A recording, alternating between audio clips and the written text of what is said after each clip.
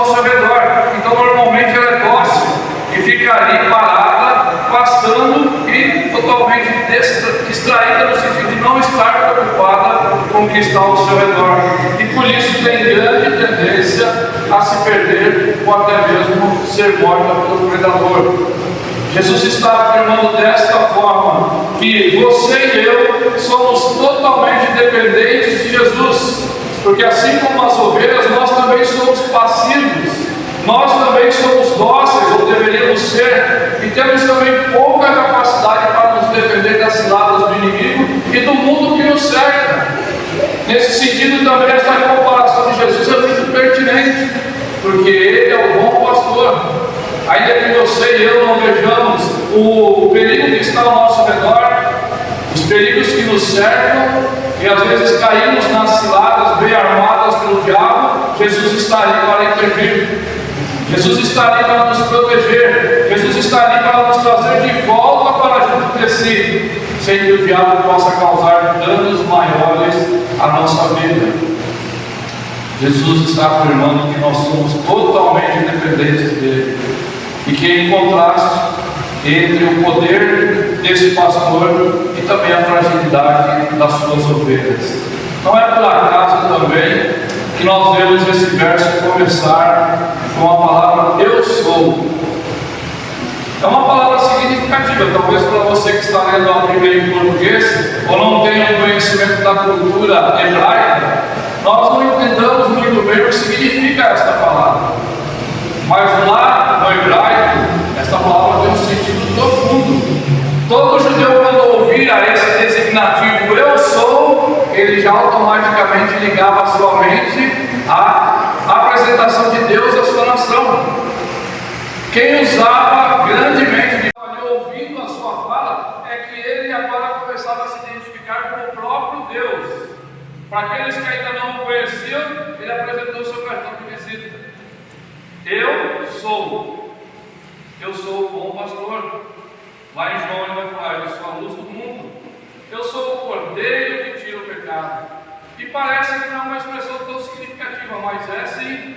Porque se você for fazer o paralelo com os textos do Velho Testamento, onde aparece a palavra eu sou, lá já haviam vários textos falando sobre Cristo, dizendo que ele era o cordeiro de Deus que tirava o pecado do mundo, dizendo que ele era a luz do mundo, dizendo que ele era o bom pastor. Todos esses designativos que aparecem em João já estão preditos lá no Velho Testamento, quando se fala de Deus e quando ele também está falando do Filho que viria se encarnar e habitar entre nós para nos resgatar dos pecados.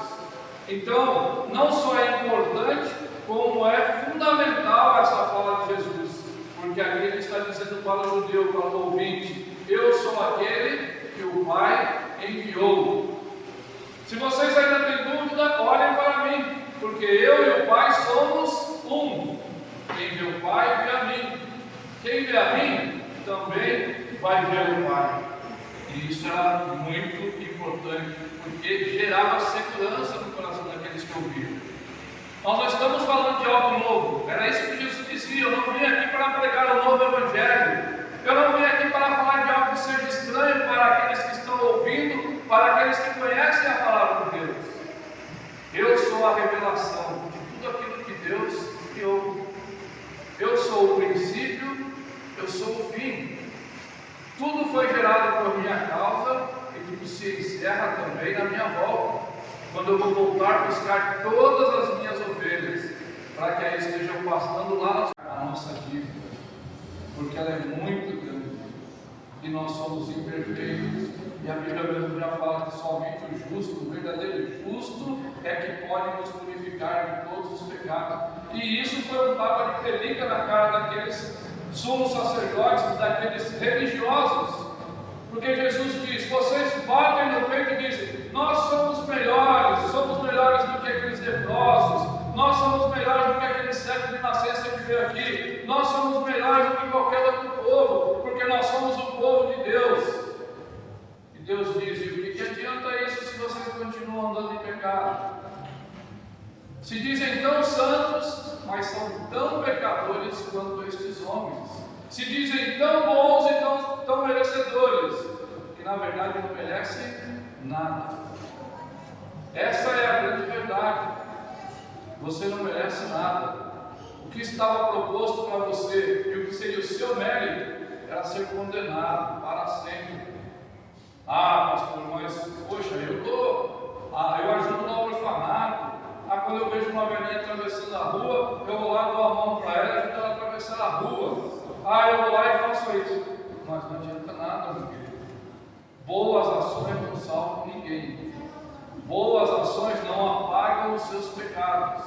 A Bíblia é clara em dizer que a única coisa que apazigua a ira de Deus é o sangue do Cordeiro Imaculado. É o sangue daquele que verdadeiramente é santo, porque somente quem é santo pode falar com o que é santo, e somente ele pode apresentar algum sacrifício que de fato possa aplacar a ira de Deus vivo. Por isso Jesus diz: eu vim dar a vida às ovelhas, para que pudesse haver propiciação pelos pecados, para que você de novo pudesse ser águas limpas. Esse é um outro fator importante, né? A gente conhecer a história da ovelha. A ovelha não bebe água suja, você sabia disso? Se você levar ela no posto de estiver suja, ela para ali e não bebe nada, ela fica esperando. Você tem que dar água limpa para ela, e por isso também é um bom exemplo. Por isso também Jesus nos chama de ovelhas do seu rebanho, porque Jesus quer nos dar água limpa. Ele quer nos levar a água que gera vida, não a água que está suja e vai te trazer doença ou morte. Mas Jesus quer purificar a sua vida através daquilo que Ele tem para lhe dar. Por isso também Ele diz: eu sou a fonte da água viva. Quem beber de mim, jamais terá sede. Eu conduzo as minhas ovelhas para um lugar onde há refrigério, onde o calor, onde as intempéries que causam cansaço, que causam mal-estar ao corpo, são esquecidas. Eu também levo a um lugar onde a pastagem é farta. E por isso as ovelhas gostavam tanto de estar com esse bom pastor, porque elas sabiam de tudo isso, que ele dava sempre o melhor para elas. Sempre ele estava conduzindo elas para um lugar de vida. Para fecharmos, eu gostaria de fazer a leitura do verso do capítulo 6 de João. João capítulo 6, versos 37 a 39.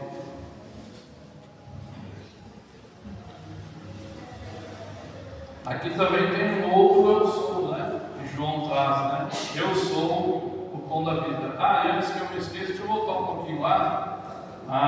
Os 7 textos que falam lá em João são João 6,35, que está dentro desse contexto aí que nós vamos ler, né?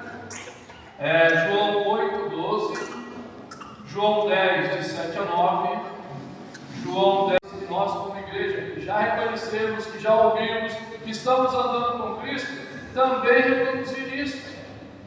Mostrar a esses homens, mulheres e crianças que o bom pastor está aqui procurando ela, quer trazer para este a Cristo, para guardá-las também em segurança, para também lhes conceder a água da vida, para também lhes dar pastos verdejantes. Então, pela pregação do Evangelho, é que se ouve a voz do nosso Senhor, do bom pastor. Este é um motivo eloquente para a igreja, para que os que estão aguardando também possam ouvir o bom pastor, possam ser levados ao aprisco de Deus. Que nós não nos esqueçamos disso. E fica aqui uma pergunta para você também essa noite. Você tem ouvido a voz do bom pastor já? Você tem escutado ele falar com você? Você tem escutado ele dirigir, direcionar a sua vida, para que você siga o caminho que ele está conduzindo ou propondo para você? Você tem vindo à igreja e tem sido, ou tem saído daqui igual você tem entrado? Tem muitas ovelhas que às vezes entram aqui no aprisco, ouvem a voz do mestre, e aí é importante a gente lembrar também que tem o chamado geral e o chamado específico, né? A Bíblia fala sobre isso, lá no verso 27 também tem uma fala de Jesus sobre isso: as minhas ovelhas ouvem a minha voz, eu as conheço e elas me seguem. Eu lhes dou a vida e a vida eterna, jamais perecerão. Esse é o chamado específico, é aquele chamado que é feito ao seu coração. Talvez você esteja hoje aqui, tem vindo aqui à igreja e ainda tem dito para você mesmo: puxa, mas e me seguirão, porque elas sabem que eu sou a porta, elas sabem que eu sou o que dá vida, elas sabem que eu sou o verdadeiro pastor. Esta noite você também pode sair daqui desta forma, sabendo que Jesus é a porta.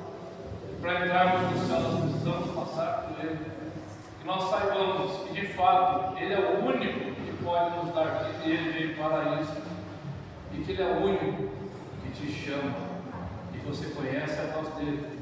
Por isso você sabe que não está sendo enganado, por isso você sabe que a vida eterna é uma realidade, por isso você sabe que a salvação é algo verdadeiro, ainda que muitos dizem: isso é loucura para quem não conhece a Cristo.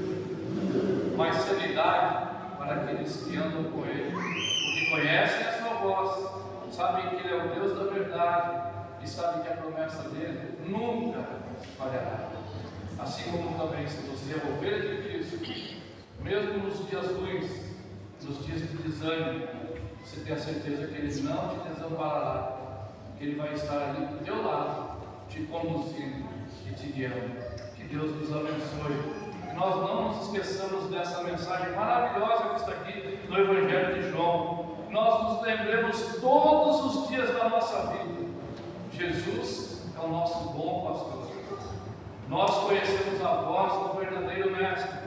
Nós conhecemos a voz daquele que realmente salva, que nos livra do pecado. Por isso, meus irmãos, sigamos a Ele e falemos também desse Evangelho com amor, com alegria, com vivacidade, para que outros que estão ainda aí fora também possam vir para esse rebanho e junto com você, comigo e conosco, possam andar até o reino dos céus. Que Deus nos abençoe. Paz. Ou talvez você diga: eu vou sair da igreja porque eu não entendo nada do que está acontecendo ali, não me sinto parte desse grupo. Talvez, meu querido, você ainda não tenha ouvido a voz do bom pastor.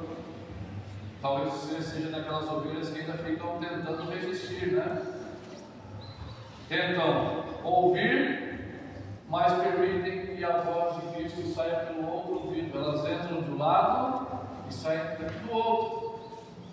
Mas essa noite eu queria lhe pedir encarecidamente: abra o seu ouvido, ouça a voz do bom pastor. Abra o ouvido para que ele possa falar claramente e que você receba o chamado específico, não o geral. O geral é dirigido só ao ouvido, por isso ele entra e sai. Mas o chamado específico de Deus é aquele que penetra os ouvidos, vai para a mente e desce ao coração, e ali se estabelece. E aí a gente começa a sentir aquela paz, aquele gozo que Cristo nos dá. E mesmo que tenha dificuldades na igreja, e mesmo que tenham lutas na sua vida, e mesmo que você passe por dificuldades, você não se afastará de Cristo. Sabe por quê? Porque você sabe que fora aqui da igreja tem o quê? Lodo. Você sabe que tem ali fora da igreja são ladrões. Você sabe que quem está ali fora da igreja, do perímetro, onde Cristo nos livra de todo mal, estão os falsos profetas. E se você ficar longe da voz do bom pastor, como uma ovelha que é boa, como uma ovelha que não tem noção real do perigo que você está vivendo, você vai acabar se perdendo. Por isso essa noite eu te peço encarecidamente, meu querido, não resista mais ao Evangelho de Cristo. Abra o seu ouvido para que o bom pastor esteja falando. 17 são os 7 textos onde Jesus repete a frase: eu sou. Em um ele diz: eu sou o pão da vida, eu sou a luz do mundo, eu sou o bom pastor, eu sou a fonte de água viva, e assim vai. Então vamos ver aí esse texto de João, capítulo 10, ou capítulo 6, desculpa, versos 37 a 39. Todo aquele que o Pai me dá, esse virá a mim, e o que vem a mim, de modo nenhum eu o lançarei fora. Porque eu desci do céu, não para fazer a minha própria vontade, e sim a vontade daquele que me enviou. E a vontade de quem me enviou é esta, que nenhum eu perca de todos os que me deu. Pelo contrário, eu ressuscitarei no último dia. Note, meu querido, de novo, lembre-se, você veio a Jesus não é porque você quis. Você não veio para Jesus porque você tem algum mérito. Você veio a Jesus porque o Pai deu a sua vida ao Filho. E isso é bem claro nas Escrituras. Alguns vão chamar de predestinação e vão brigar, vão falar, mas então a gente já foi escolhido antes da formação do mundo. É o que Jesus disse, não sou eu que estou falando. Nem a igreja presbiteriana, está lá nos evangelhos, está lá na carta de Paulo aos Romanos, em outros textos de Paulo aos Coríntios e outros tantos, onde os apóstolos e o próprio Jesus estão dizendo: quem deu a sua vida a mim foi o Pai. Eu fui até vocês, não foram vocês que vieram até mim. Se simplesmente você fosse até Ele, você teria que já conhecê-lo. Mas ele, por causa do pecado, nós não temos o poder de reconhecer a voz de Cristo. Nós reconhecemos a voz de Cristo à medida em que Ele passa a viver conosco, em que Ele vai nos contar. Vou ter muito prejuízo, né? Porque vou ter que me tornar homem, vou ter que viver o que vocês vivem, vou ter que me limitar a viver a vida que vocês têm, sendo o próprio Deus. Mas tudo isso é necessário para que as minhas ovelhas se sintam protegidas. E é interessante também que o texto diz que o pastor ia lá na porta do aprisco e dizia: vem cá, Josias, sai daí de dentro do aprisco. Vem cá, Marcílio, sai aí de dentro do aprisco. Vem cá, Vânia, sai aí de dentro do aprisco. E o interessante é que cada uma daquelas ovelhas reconhecia a voz do bom pastor. E quando ele chamava para sair, ou ele mandava elas entrarem, elas iam, porque elas se sentiam seguras no cuidado daquele bom pastor. Outro fato interessante é que o ladrão tinha que pular o muro exatamente por causa disso. Primeiro, porque o porteiro conhecia os pastores, os donos da ovelha, ele sabia que o ladrão não era dono da ovelha. Segundo, se ele chamasse a ovelha, nenhuma delas viria, porque elas não conheciam ele. Ele ficaria chamando elas e nada aconteceria. Por isso ele pulava o muro lá por trás e jogava ela, porque certamente nenhuma delas viria. Jesus chama as suas ovelhas e elas atendem a sua voz. Elas o conhecem porque elas estão se relacionando com Ele todos os dias, porque elas estão vivendo com Ele todos os dias. Então não é só questão de ouvir a voz, mas de entender também a dinâmica do cuidado daquele pastor com elas. Elas se sentiam protegidas, elas se sentiam à vontade para estar ali com Ele. Por isso bastava ele levantar e começar a andar, que elas já iam seguindo a esse pastor. Por si só não teria saído dali, não, ele não tinha poder para isso. Ninguém tem poder de vencer a morte a não ser Cristo. Esse poder foi dado exclusivamente a Ele. Nem mesmo o diabo, quando ele promete para alguém: não, olha, eu vou fechar o seu corpo, se você morrer você vai vir de novo. Mentira! Só quem tem poder de reaver a vida é Cristo. Essa, inclusive, é uma das marcas do Cordeiro de Deus. Ele deu a vida e Ele reaviu a sua própria vida. Com poder e autoridade Ele disse: eu ressuscitei dos mortos, eu cumpri tudo aquilo que estava escrito sobre mim, e por isso eu tenho poder para requerer tudo aquilo que o Pai deu, porque somente eu pude vencer a morte. E é isso que tem que nos tranquilizar, porque o bom pastor, ele é a porta de entrada, mas ele também é o único que deu a vida por você, o único que ressuscitou dos mortos, para que de fato você possa ter vida eterna. E finalmente, terceiro, a gente já até comentou um pouco, ele chama aqui as ovelhas. Os ladrões e mercenários, eles não eram donos dos animais, apenas queriam usar a vida daqueles animaizinhos, queriam usar para tirar proveito, queriam usar para ganhar algum dinheiro, queriam usar para trocar por alguma outra coisa com outros comerciantes, coisas que lhe interessassem.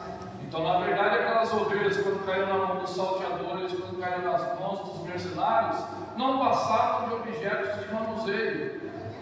Serviam apenas para ser manuseados por aqueles homens, sem que eles dessem nenhuma valia àquela vida.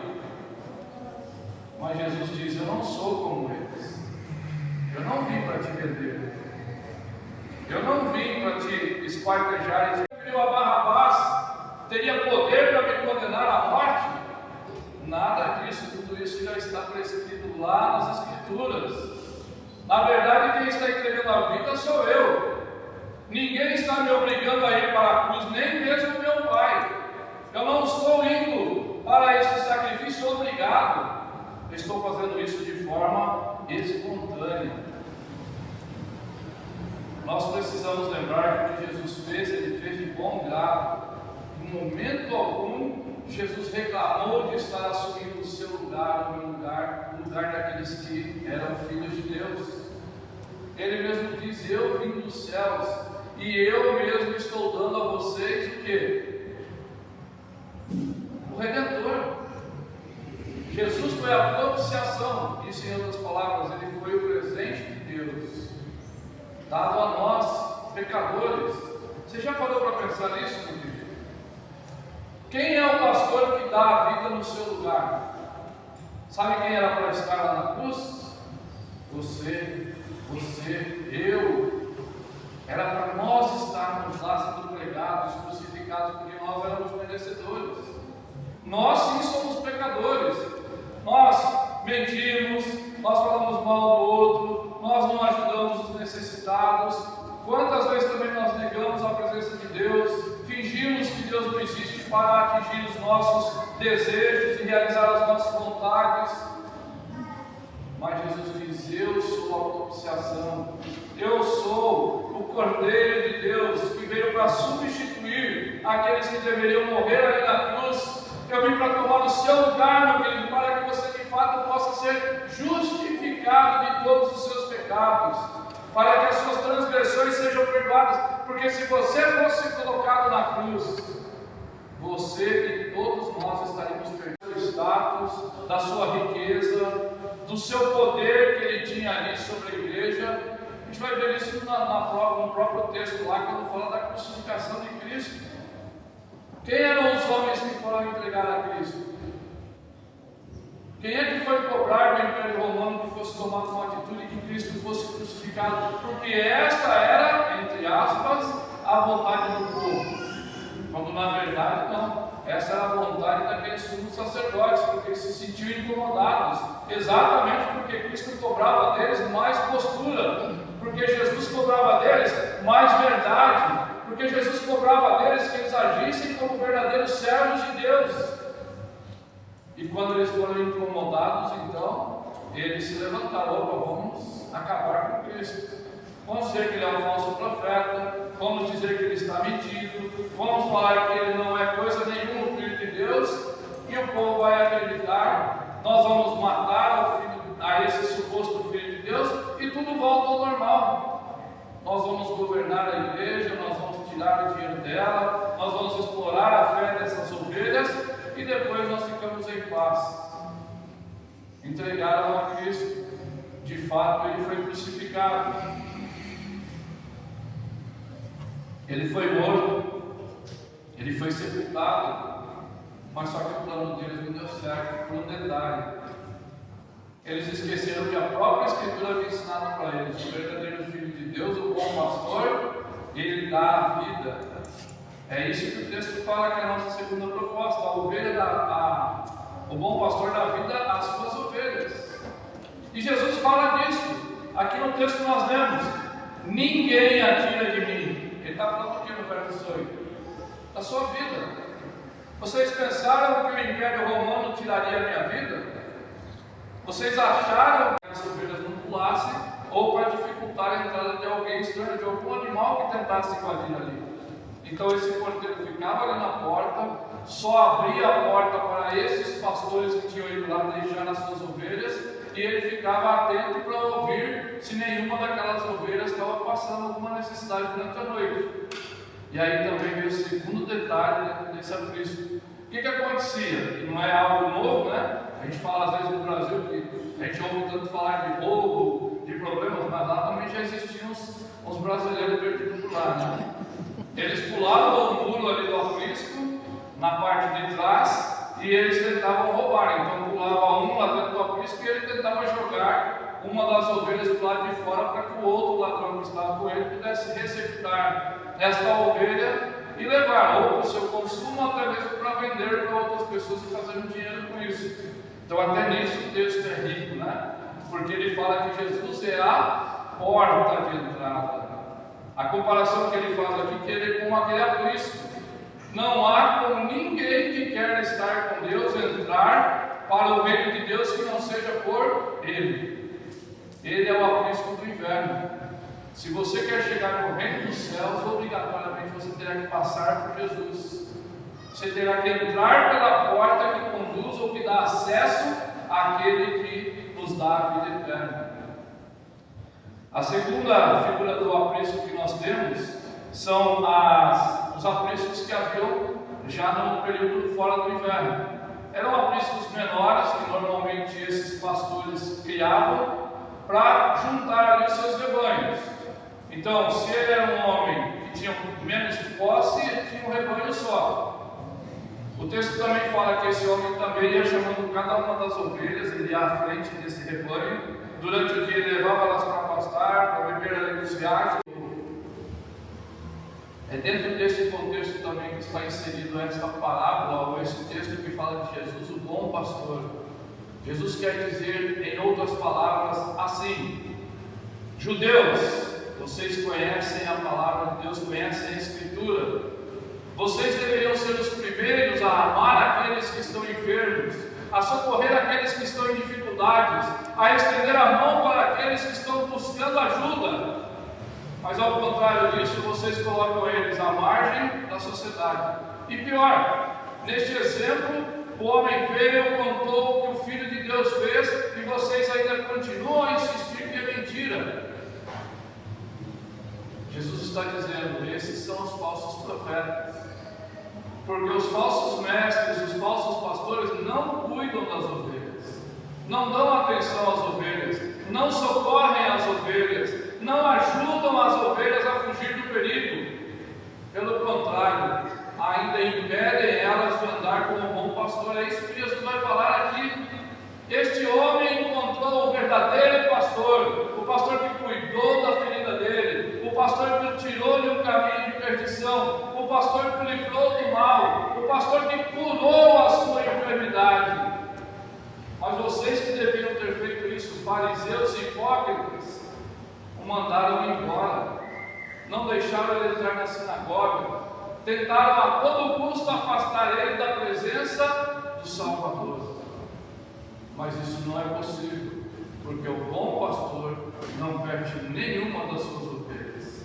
Ele vai buscar cada uma onde quer que esteja, e ele vai trazer cada uma delas até o seu aprisco. E é dentro desse contexto que nós encontramos o nosso estudo desta noite. Então a nossa primeira proposta é que você olhe aí para o texto, voltando que esses pastores, que são donos das ovelhas, eles vão cuidar muito bem delas, porque ela é a fonte de sustento dele e da família. Alguns desses lutam com essas bestas feras, por isso eles levam um cajado na mão, que é para enfrentar qualquer perigo que venha contra o seu rebanho. Agora, se vocês respeitam ele e acham que ele já faz um trabalho grande, imagine eu então que sou o verdadeiro pastor. Eu não só vou afastar o perigo destas ovelhas minhas, como também, se necessário for, darei a vida. E eu vim para isso mesmo, para dar vida para as minhas ovelhas. Vou entregar a minha vida para que o meu rebanho possa prosperar. Também vale lembrar aqui que estes versos estão inseridos em dois contextos anteriores, né? O primeiro, lá do verso 1, até o verso 10, né, que nós não fizemos a leitura, mas onde Jesus fala do ladrão e do salteador, e que Jesus também fala do mercenário. Ao longo do texto a gente vai voltar nessas duas figuras e vai falar sobre eles também. Mas é importante também que os irmãos leiam e entendam que Jesus está fazendo aqui um contraste, dizendo: olha, nos primeiros versos eu descrevi um pouquinho daquele que é o salteador, e quando nós entrarmos no texto nós vamos entender o porquê que ele era salteador e o que ele fazia. Assim como também eu vi em contraste aquele que é o mercenário. O mercenário toma as ovelhas para cuidar, mas ele não dá vida. Quando ele vê o perigo, ele corre. Eu não, eu vim aqui para ficar com as ovelhas até o final. Se for necessário, entregaria a minha vida para salvar a ovelha do perigo. Se você for ainda no capítulo 9, você vai ver também que o verso 9 todinho, o capítulo 9 todinho de João, fala de um cego de nascença, que tem um encontro, porque essa estátua não vai poder representar a glória do Deus vivo. Hoje de manhã nós estávamos estudando um pouquinho sobre isso, né? Alguém perguntou sobre a palavra Deus e deuses, né? Ou Deus dos deuses. E essa era a ideia que o judeu tinha, que o Deus de Israel era sobre todos os deuses de qualquer povo que tinha ali. A grandeza de Deus, a infinitude dele era muito maior do que qualquer outro Deus que aqueles povos que estavam ali perto de Israel criam. Sem falar no poder, sem falar na onipotência, sem falar na onipresença de Deus. O que ele estava dizendo é que não há nada semelhante a ele. Assim, quando Jesus usa esse designativo, o judeu fica perplexo, né? Ele falou: ué, ele está dizendo que ele é o próprio Deus? É isso mesmo que eu entendi? Jesus está dizendo que ele é o bom pastor, ou seja, ele é aquele homem que o Velho Testamento falava. Ele é o Filho de Deus, mas nós não cremos no Filho de Deus que veio para falar de paz. Nós estamos esperando o Senhor da guerra. Um rei tão poderoso, tão forte quanto Davi.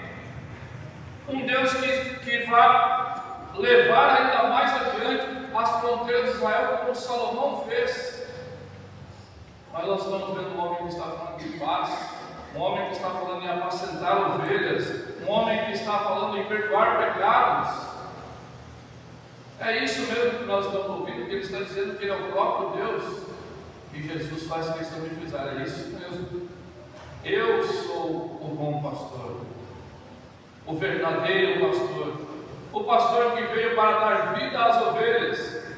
Os pastores que vocês conhecem estão aí no campo. Nós já conhecemos a figura do pastor muito bem, porque vocês convivem com ele. Aquela sociedade era uma sociedade que vivia muito da parte agrícola, produção de grãos. Outros homens que foram conduzindo o reino de Deus, ele aparecia e dizia: eu sou. E quando ele fala a Abraão, ele diz: eu sou o que sou, e isso basta. Vamos ver isso? Abra lá em Êxodo capítulo 3, versos 14 e 15. Êxodo capítulo 3, versos 14 e 15. E uma curiosidade: lá no Velho Testamento há centenas de expressões onde Deus usa essa palavra eu sou. Sempre que se refere a ele, é o nome que ele dá ao povo de Israel. É a forma dele se mostrar e dizer: eu sou o Criador. Vocês não precisam saber muito mais coisas do que isso. Apenas o que vocês precisam saber é que eu sou o Deus que criou todas as coisas. Então há centenas de versos no Velho Testamento que falam ou que trazem essa expressão. Já no Novo Testamento nós temos algumas poucas aparições, e normalmente elas estão atreladas à pessoa de Cristo, como aqui no Evangelho de João que nós estamos lendo. Só neste Evangelho aparecem 7 vezes Jesus dizendo sobre si mesmo: eu sou, e já a gente vai fazer a aplicação também disso. Então vamos lá ver Êxodo 3, verso 14, diz assim: disse Deus a Moisés: eu sou o que sou. E disse mais: assim dirás aos filhos de Israel: eu sou, me enviou a vós. Verso 15: disse Deus ainda mais a Moisés: assim dirá aos filhos de Israel: o Senhor, o Deus dos vossos pais, o Deus de Abraão, o Deus de Isaac, o Deus de Jacó, me enviou a vós outros. Este é o meu nome eternamente, e assim serei lembrado de geração em geração. Então é muito significativo Jesus aqui dizer para aqueles que estão: Ele é o Cordeiro de Deus, Ele é o escolhido, Ele é o Senhor dos senhores, Ele é o que tira o pecado do mundo. A Bíblia diz que Ele é o Alfa e o Ômega, que Jesus é o caminho, a verdade e a vida.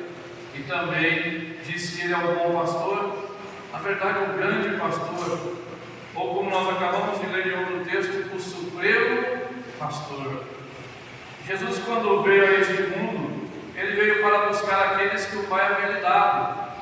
Jesus veio aqui porque havia um propósito: aniquilar o pecado deste mundo, reconciliar aqueles que o Pai havia lhes dado com o próprio Pai.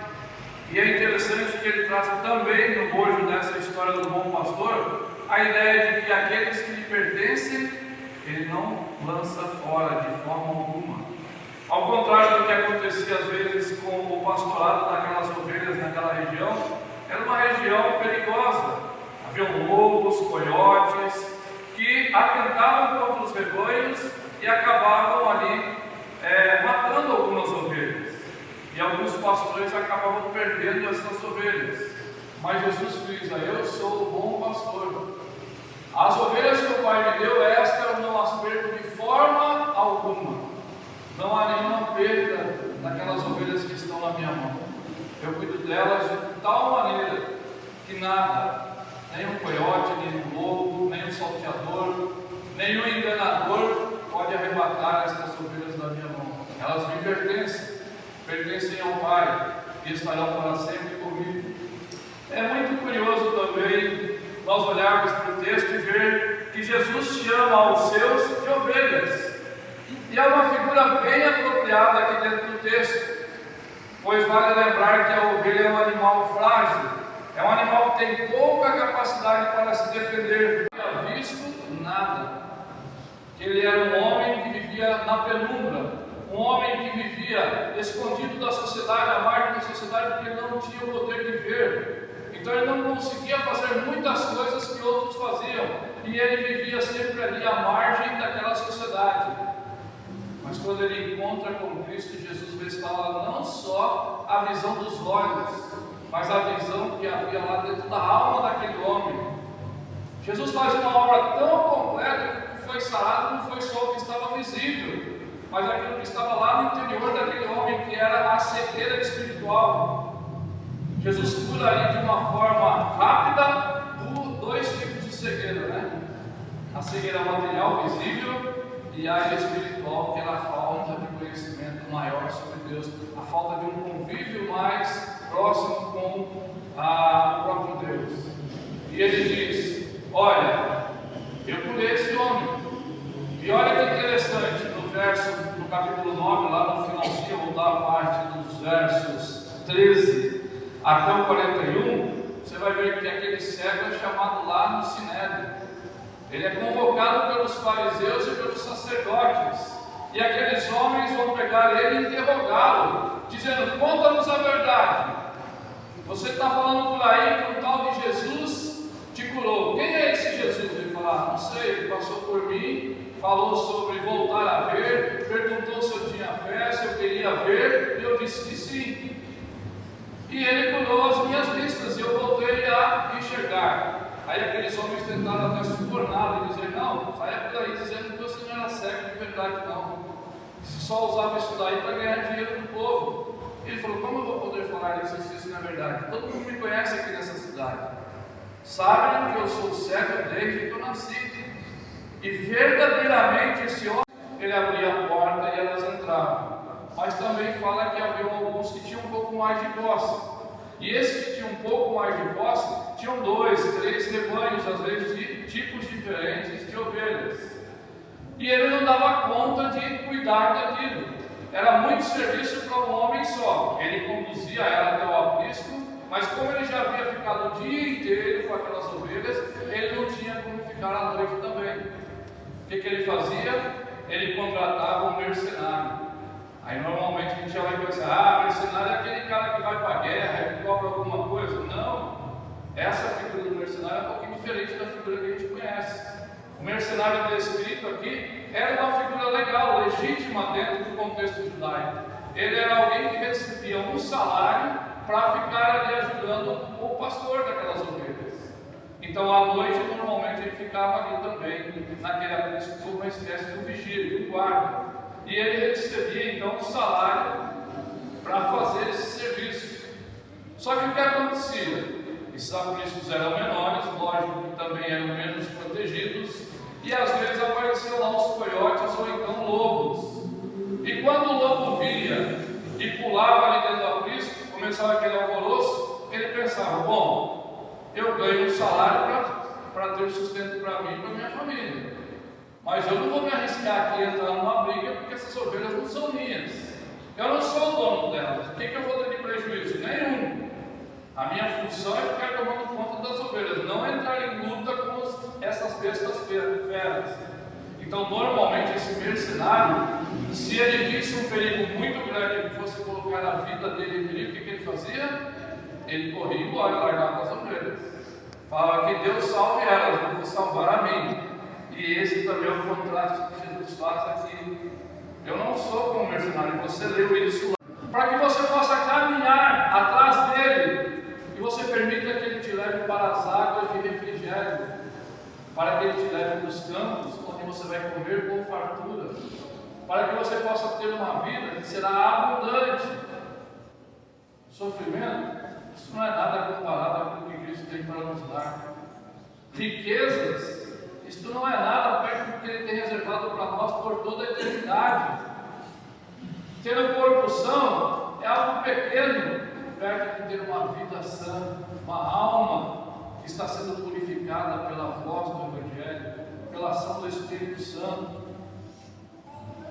Lembre-se, as ovelhas de Cristo ouvem a voz dele e a seguem, e vão ir atrás do Mestre, sabendo que Ele está os conduzindo para o lugar da vida. O texto aqui usa a palavra conhecimento, quando ele fala que as ovelhas seguem o Mestre. Elas o conhecem, e Ele conhece cada uma delas. Não é um conhecimento intelectual, não basta ler a Bíblia, folhear. Ele está falando aqui do relacional, do espiritual. Se você realmente quer andar com Cristo, é preciso aprofundar-se no aprendizado das coisas de Deus. É preciso abandonar as práticas erradas. É preciso ouvir o que Jesus diz e você realizar o que Ele pede na sua vida. Então, meu querido, não brigue.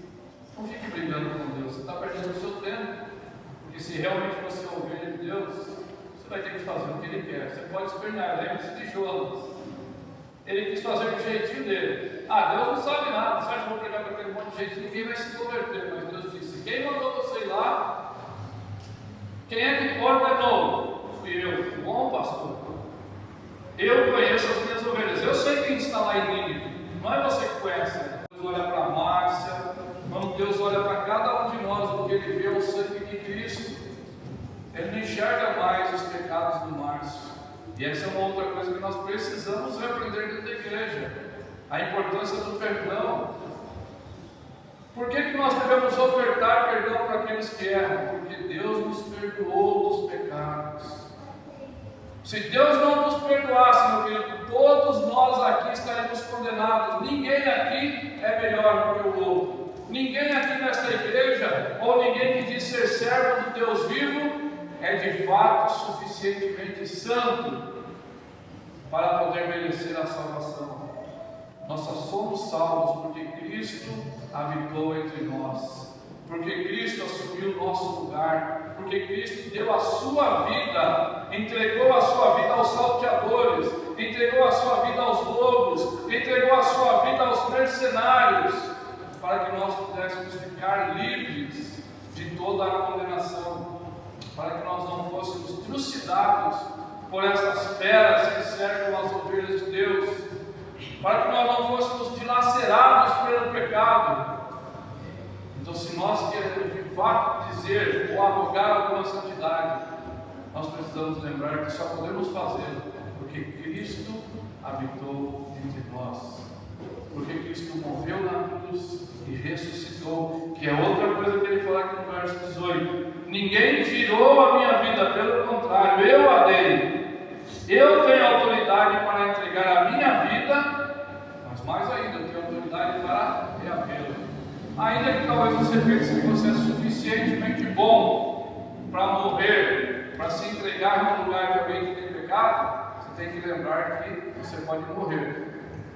Mas eu não conheço ninguém fora Jesus que tenha ressuscitado. Aí ele é a porta. Eu sou o bom pastor da vida pelas ovelhas. Indo um pouquinho mais adiante, ele diz que essas ovelhas tinham que entrar no aprisco. Quando a gente vai estudar um pouquinho da cultura judaica, a gente vai descobrir um fato interessante que vai trazer riqueza a esse texto. Porque haviam dois tipos de aprisco naquela época: o aprisco do inverno e o aprisco do restante do ano. No inverno, o que acontecia? Lá, apesar de ser uma região muito quente, no inverno também é muito frio. Se você deixasse aquelas ovelhas soltas no pasto, certamente elas morreriam congeladas ou de frio, de hipotermia. O que os pastores faziam? Eles iam para um lugar grande, ficava ali na entrada de Israel, era um aprisco gigantesco para aquela época, e aqueles pastores levavam as suas ovelhas para que elas ficassem ali dentro de casa. Então durante o dia ele levava elas iam pastar, elas iam às fontes de água límpidas, aonde ela bebia água, onde ela comia, e no final da tarde ele recolhia. Interessante também nessa figura que o texto nos mostra que os pastores iam chamando as ovelhas e iam à frente delas, e elas iam seguindo a voz daquele que as conduzia. Então mostra o quê? Que elas tinham uma relação íntima com aquele pastor, porque elas só iam se aquele pastor falasse com elas. Se outro estranho falasse, elas não ouviam. Ou seja, elas tinham tanta intimidade que elas reconheciam a voz do pastor delas. Então quando chegava esse tempo de inverno, ele levava essas ovelhas até esse aprisco, onde ele colocava, e ali haviam vários rebanhos. O interessante também, que traz riqueza ao nosso texto, é que estes apriscos, por serem muito grandes, só tinham uma única entrada. Não tinham outras entradas, todas elas tinham que entrar pelo mesmo lugar. E ali também havia